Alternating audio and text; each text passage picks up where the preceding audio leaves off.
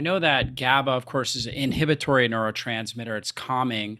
We call it like the brakes in the brain.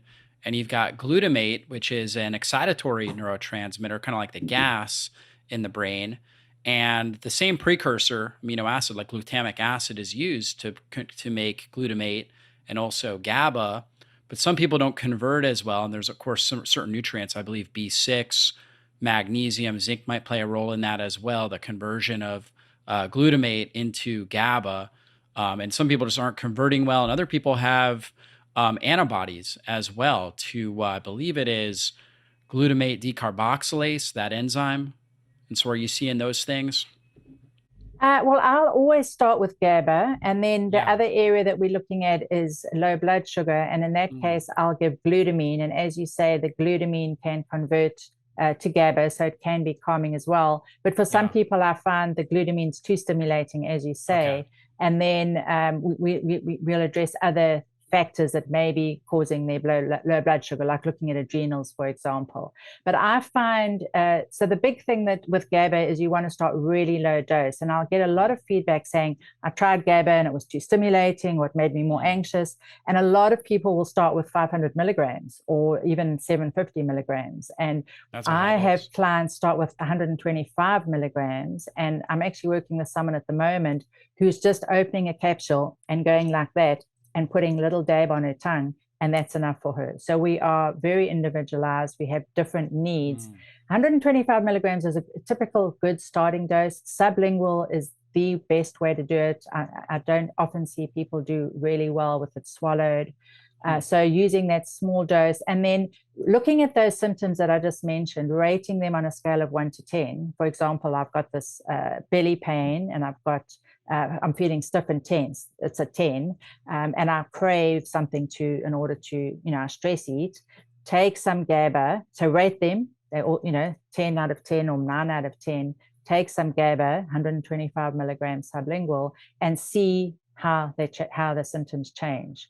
And within 5 minutes, you should say, okay, that belly pain's eased a little bit. I'm not feeling so stiff in my neck, and I'm not even thinking about that, whatever it was, the cookie or whatever it is that I was going to use to relax. So you will get results very quickly. If you don't, then would do another GABA. And can I mention a product? Is that all right? yeah, no, go ahead. Go right ahead. So I like an over-the-counter product called Source Naturals, GABA Calm. It's Mm, sublingual.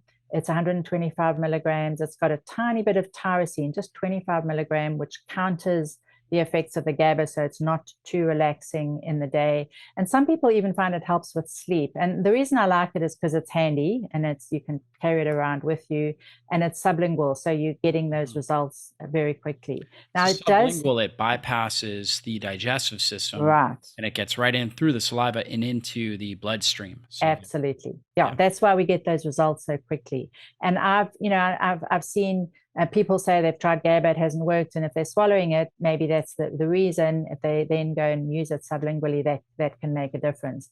And I do want to just mention urinary neurotransmitter testing because that is done a lot. Yeah. It's sort of a lot of practitioners start to do that, then they realize it's not really working. It's not a valid test. I actually did a recent blog post about a situation where someone actually commented on one of my blogs saying, I looked at your symptoms questionnaire. I figured out I had low GABA. I bought the GABA. My test came back from a practitioner. It said my GABA was high and we don't know what to do. So I said, well, if you've got the symptoms of low GABA, what about doing a trial and seeing if that could make a difference? I shared it on Facebook, and I had a whole host of people saying the same thing had happened to them.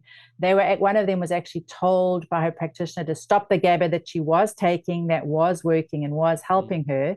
And when she read about my feedback, she got back on the GABA and it helped. So it showed that she had high GABA on the urinary neurotransmitter test.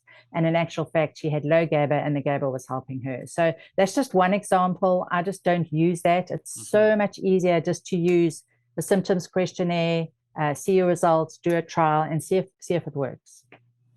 Yeah, there you go. And you don't need to do lab testing with that. Yeah, and Yep. it's expensive. And I'm not against lab testing by any means. I think it's Mhm. great to have I look at blood work. I like to look at adrenal testing. We look at stool, food sensitivities.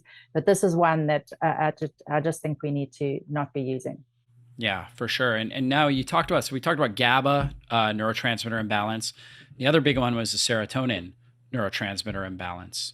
So what are some of the other symptoms that you'll see associated with that?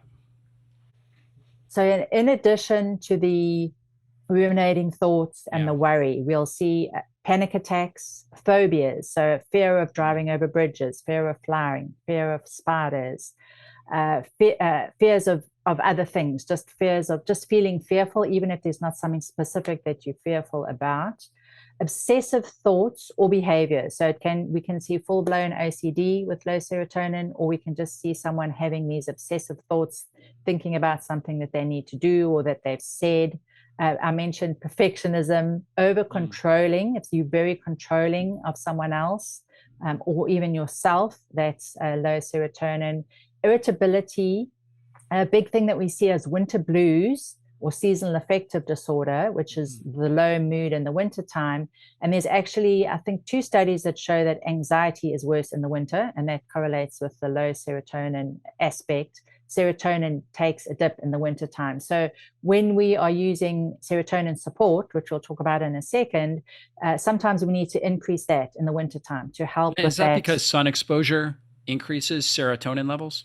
Yes, and also there's a vitamin D connection. Yeah. So vitamin D is needed for serotonin production, and that Mhm. often we'll see go down in the winter time. Right. So yeah, it's very interesting. And the light, Yeah. full spectrum light is amazing in the winter time. Mm. In addition to some of the amino acids, which helps to raise serotonin levels. So yeah, the light is a big thing. And I just say to my clients, if you're living in a wintry place, you can get out in the winter. You can take up Nordic skiing, or you can go Mm. snowshoeing, or you can, Yeah. you just dress appropriately and you get out there. And that reflection of sun off the snow is very helpful, very, for that in that kind of situation. Yeah. Okay, then you're going to ask a question there, and then I'll give you a few more symptoms. Yeah, no, I was just gonna say, I mean, the sun, just even getting out, even if it is in the middle of the winter, it just helps set your circadian rhythm. It's gonna give you more energy Absolutely. throughout the day, help you sleep better at night. So yeah, it's invaluable.